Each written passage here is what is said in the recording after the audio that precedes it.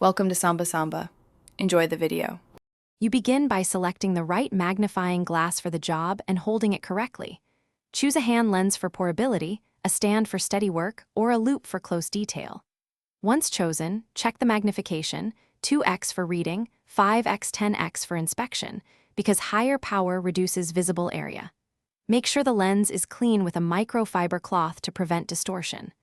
Hold the lens a few inches above the object, move it slowly, and adjust distance until details snap into focus. You now refine focus and lighting to reveal fine detail.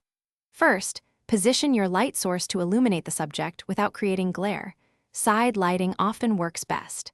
Then move the lens closer or farther from the object until the image crisply resolves, the sweet spot where magnification and field of view balance. Once done, steady the lens by bracing your elbows or using a stand so the image stays sharp. Make sure to scan slowly across the area to catch subtle features you might otherwise miss.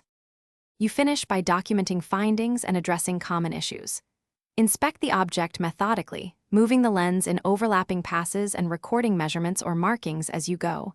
Include a ruler for scale if needed. If the image becomes fuzzy, stop and troubleshoot. Wipe the lens, change the light angle, or switch to a lower magnification to widen the field. If reflections persist, use a diffuser or polarizing filter. Remember to store the lens in a protective case to keep it ready for your next inspection. Thanks for watching.